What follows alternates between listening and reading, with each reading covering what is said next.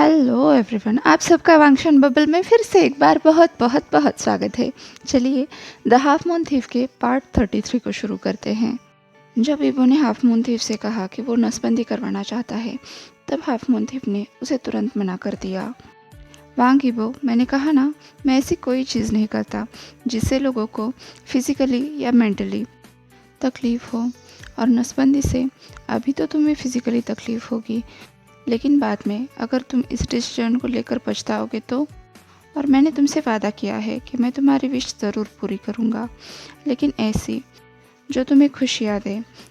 ये तुम्हारा गुस्से के चलते लिया हुआ फैसला है जिसे मैं पूरा नहीं करूँगा। मुझे तो लगता है तुम बस मुझसे पीछा छुड़ाने के लिए कुछ भी बकवास कर रहे हो। इबो अभी भी गुस्से में था। वो चिल्लाया, अगर तुमसे नहीं होता तो मैं करूँगा।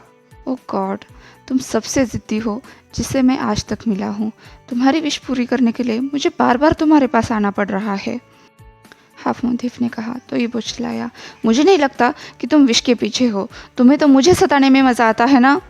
अरे वाह, तुमने तो काफ़ी जल्दी जान लिया। हाफ मून थीफ मुस्कुराते हुए इबो की तरफ देखकर बोला। इबो शौक होकर उसे देख रहा था। तो हाफ मून थीफ ने कहा, मजाक कर रहा हूँ, मैं तो बस तुम्हारी मदद करना चाहता हूँ। अब बताओ, तुम्हारी विश क्या है जिसे तुम पूरे दिल से पूरा करना चाहते हो। इबो सोचने लगा, वो क्या चाहता है। वो यूफे से अपनी शादी रोकना चाहता है।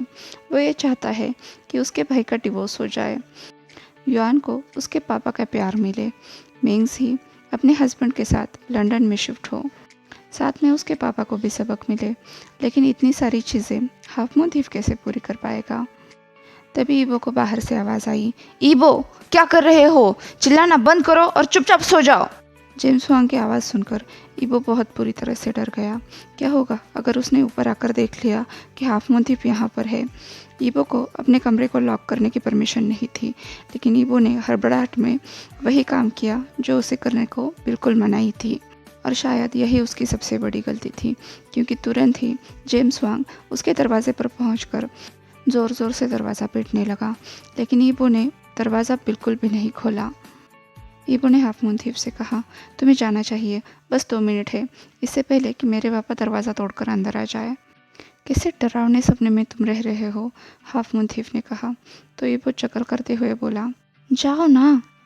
जाते हुए हाफ मून थीफ बोला, वांग इबो। तो इबो उसकी तरफ मुड़ा। उसने कहा, मैं वापस आऊँगा, तब तक सोच लेना कि तुम्हें क्या चाहिए। हाफ मून थीफ खिड़की से नीचे कूद गया, जिसे देखकर इबो जोर से चिल्लाया। उसने खिड़की के पास भागकर देखा, नीचे हाफ मून थीफ का नामो निशान नहीं था। इबो की माने तो इतने ऊपर से कूदने के बाद वो अपनी टांगे तो तुड़वा ही लेता।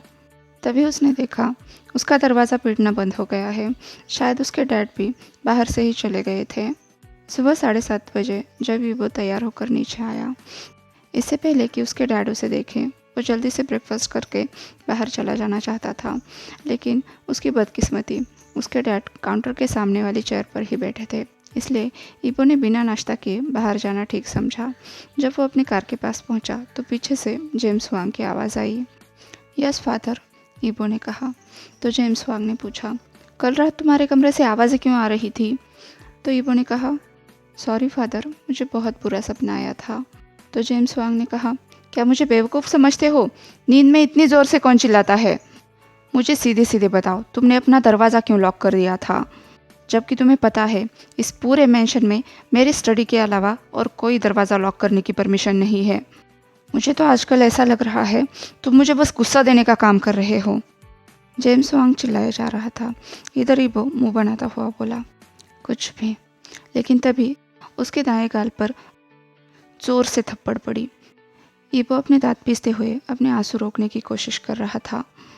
जेम्स वांग चिल्लाया, जबान संभाल कर बात करो, तुम्हें पता है जब मैं गुस्सा होता हूँ तो क्या होता है। मैं तुम्हें वार्न कर रहा हूँ, कुछ भी ऐसी वैसी हरकत मत करना। चलो अब चुपचाप स्कूल जाओ। जेम्स वांग के पास गुस्सा करने लायक कोई भी चीज़ नहीं थी। वो बस इबो को मारना चाहता था। ये बात इबो को बहुत अच्छी तरह से पता थी, इसलिए उसके मुंह लगने से बेहतर इबो अपना गाल से हिलाता हुआ आकर गाड़ी में बैठ गया। उसने देखा जहान गाड़ी के पास ही खड़ा था, लेकिन उसे देखकर लग रहा था वो बहुत ज़्यादा गुस्से में है। चलो जहान गे, हमें देर हो रही है, इबो ने कहा। लेकिन जहान कुछ भी नहीं बोला। वो बस मेंशन के दरवाजे की तरफ ताकता रह गया। फिर गाड़ी में बैठ गया और गाड़ी शुरू हो गई। ईबो, जान ने आवाज़ दी तो ईबो ने आईने में देखा जहाँ पर उनकी आंखें मिली। क्या ये हमेशा होता है? मेरा मतलब तुम पर हाथ उठाना? जान ने पूछा। नहीं नहीं, ईबो ने हल्की सी मुस्कुराहट के साथ कहा। पहले तो बस चिल्लम चिल्ली होती थी, लेकिन अभी जब से मेरी एंगेजमेंट हुई है तब से डैड कुछ ज़्यादा ही पॉजिटिव हो गए हैं। उन्हें लगता है अगर किसी वजह से राजकुमारी के साथ मेरी एंगेजमेंट टूट गई तो फिर उनकी रेपुटेशन चली जाएगी और उनका सपना जो वो 3 पीढ़ियों से देखते आ रहे हैं वो भी टूट जाएगा।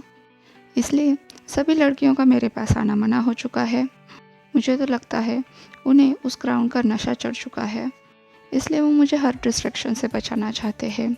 शायद इसलिए थोड़ी सी ज़बरदस्ती कर रहे हैं। तो जान ने कहा, ऐसा क्या? और फिर भी तुम्हारी पढ़ाई चल रही है। इसीलिए तो उन्होंने मेरे लिए 2 बॉडीगार्ड्स रखे हैं ताकि मेरे पास किसी भी लड़की को आने ना दे। तभी तो आप भी मेरे साथ हो। जान का, क्या यहाँ पर जॉब करना इतना ज़रूरी है? ईबो ने पूछा। तो जान ने कहा, हाँ बहुत ज़रूरी है। थैंक गॉड कि मेरे पास थोड़ा सा एक्सपीरियंस है। तो ईबो ने कहा, हाँ आपने बताया था आप कुछ हफ्तों के लिए मिलिट्री में गए थे। तो जान ने कहा, मैं खुद से नहीं गया था, मुझे ज़बरदस्ती भेजा गया था मेरे पेरेंट्स के द्वारा। तो ईबो भौएं उठाता हुआ बोला, आपने तो कहा था कि वो उनकी मौत हो गई है। तो जान ने कहा, हाँ मेरे 17th बर्थडे के बाद उनकी मौत हो गई। तो ईबो ने पूछा, कैसे? जान ने कहा, कुछ नहीं, बस वो मर गए। बात ख़त्म। शाहजहान ने बिना एक्सप्रेशन दिए अपनी बात पूरी की। तो ईबो को बात बढ़ाना ठीक नहीं लगा। जब दोनों कॉलेज पहुंचे तो प्रिंसिपल के सेक्रेटरी गेट पर ही खड़े थे। फिर से नहीं, ईबो बोला। ईबो गाड़ी से उतरा। गेट के पास जाते ही सेक्रेटरी बोला, मिस्टर वांग आप फिर से लेट हो गए हैं। ईबो बोला, मुझे पता है, माफ़ कीजिए। ईबो को फिर से एक बार जिम साफ़ करने की सज़ा मिली। शुक्र है बड़ी वाली जिम में आज कोई प्रोग्राम था, इसलिए फिर से एक बार उसे छोटी जिम ही साफ़ करनी थी। ईबो के पीछे शाहजहान आकर खड़ा हुआ तो सेक्रेटरी ने कहा, तुम शायद इसके बॉडीगार्ड हो। तो जहान ने अपनी चार्मिंग स्माइल दिखाते हुए कहा, हाँ मैं हूँ। इस पर सेक्रेटरी ने कहा, ठीक है तुम भी इसकी मदद करोगे। जहान कंफ्यूज हो गया। जहान का कंफ्यूज फेस देखकर ईबो का हंस हंस कर बुरा हाल हो रहा था। लगता है तुम्हारा हैंडसमनेस यहाँ पर नहीं चलने वाला, ईबो जहान को चिढ़ाते हुए बोला। अब दोनों क्लास में चले गए। जहान वहाँ पर लड़कियों के बीच में कुछ ज़्यादा ही फेमस हो गया। लड़कियाँ तो उसके पीछे पागल हो रही थी। ये देखकर ईबो सोच रहा था उसे जहान को क्लास में लाना ही नहीं चाहिए था, लेकिन अभी तो उससे पीछा छुड़ाना बहुत मुश्किल है। क्लास ख़त्म होने के बाद वो कैंटीन में पहुँचे। ईबो ने जहान से पूछा कि क्या वो कुछ खाना चाहता है। उसे लगा आज भी जहान मना कर देगा, लेकिन उसे सरप्राइज़ हुआ जब जहान ने एक्सेप्ट किया। जैसे ही वो टेबल पर बैठे, कुछ लड़कियां जानबूझकर आकर उनके बगल में बैठ गई। शायद उन्हें जहान में कुछ ज़्यादा ही इंटरेस्ट था, साथ में ईबो में भी। ईबो के पीछे वाले टेबल पर तो कुछ और ही खिचड़ी पक रही थी। वहाँ पर 4 लड़कियां और 2 लड़के बैठे थे। उन लड़कियों में से एक ने कहा, तुम्हें पता है हमारे मैथ टीचर फायर हो गए हैं।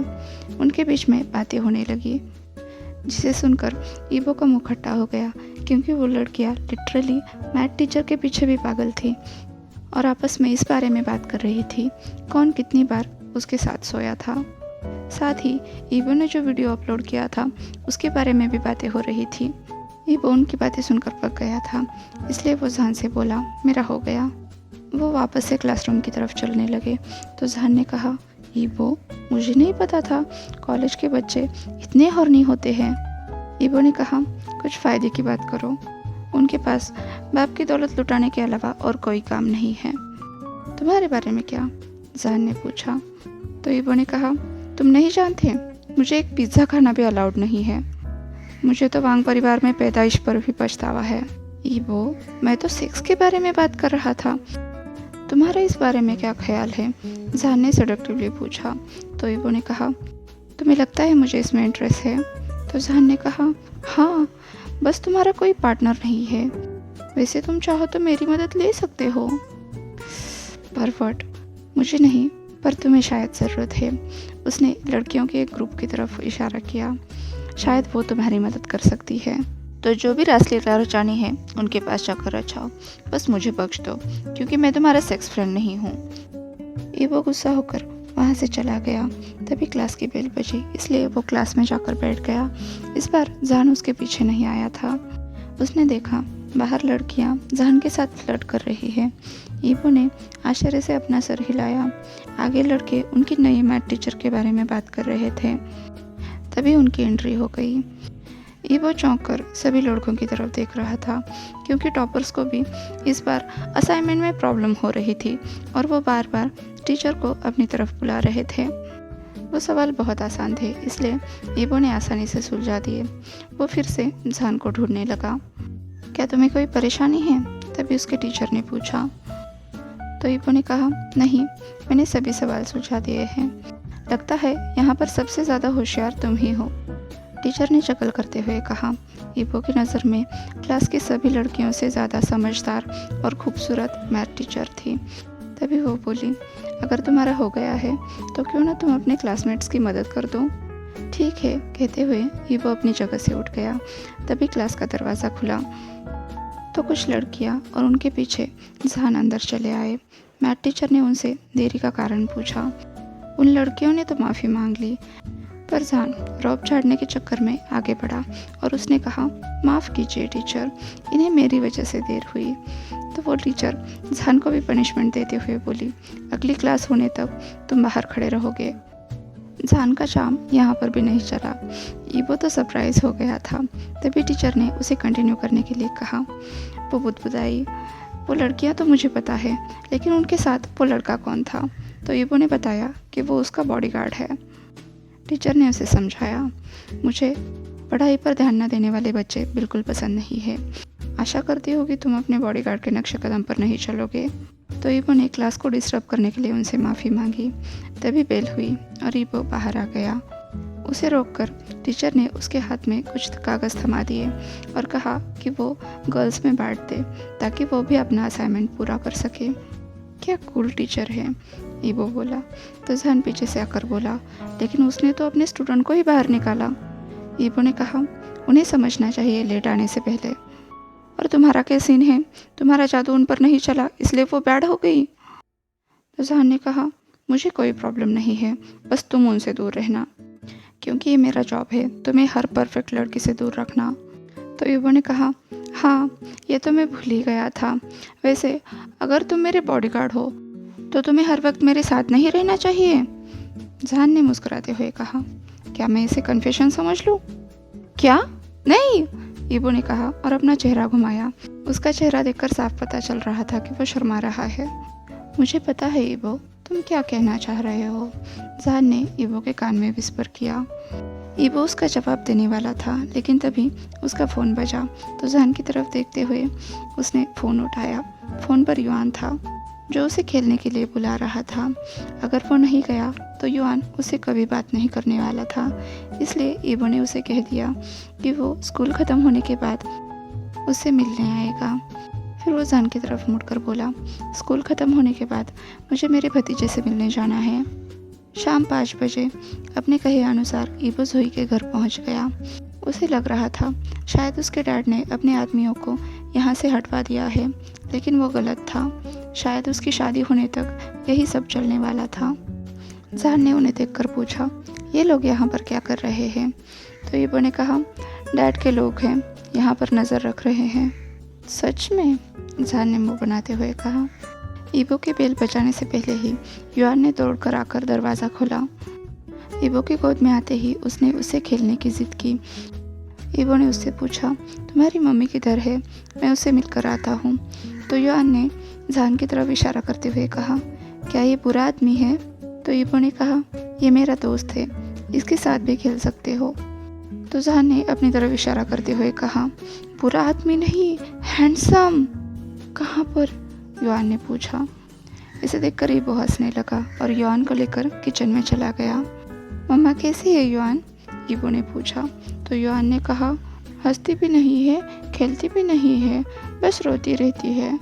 क्या तुमने उन्हें हंसाने की कोशिश नहीं की? ईबो ने उससे पूछा। तो युआन ने कहा, की थी, पापा ने भी की थी, लेकिन वो फिर भी रोती रहती है। अब युआन भी रोने की कगार पर था, जिसे देखकर ईबो ने कहा, हे तुम मत रोना, मेरे दोस्त के साथ जाकर खेलना, तब तक मैं तुम्हारी मम्मी से बात करके आता हूँ।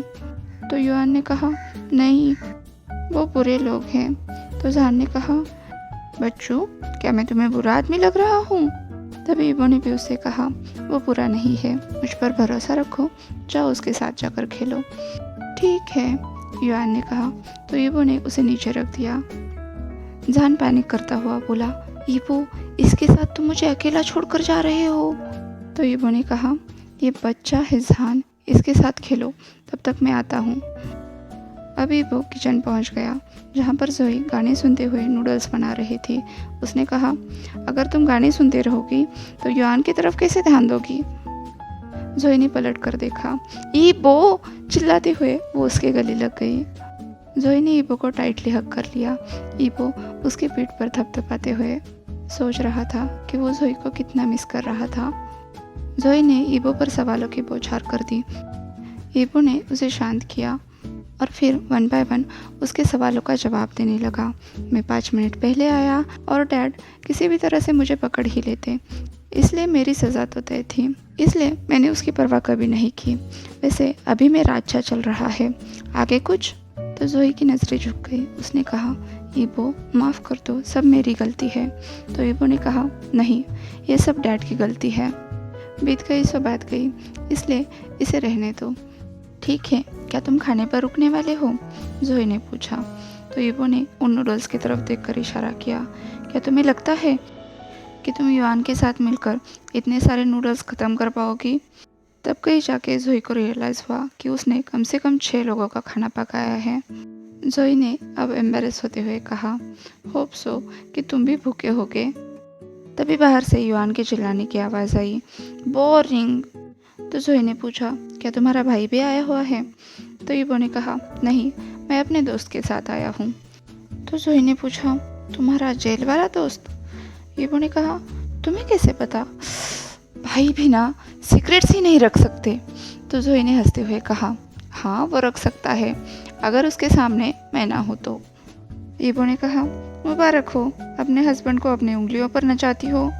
जोई ने उसे आंख मारी। दोनों बाहर पहुंच गए तो युआन जान के ऊपर चिल्ला रहा था। उसने कहा, ये खेल नहीं रहे हैं अंकल, आप ही मेरे साथ खेलो।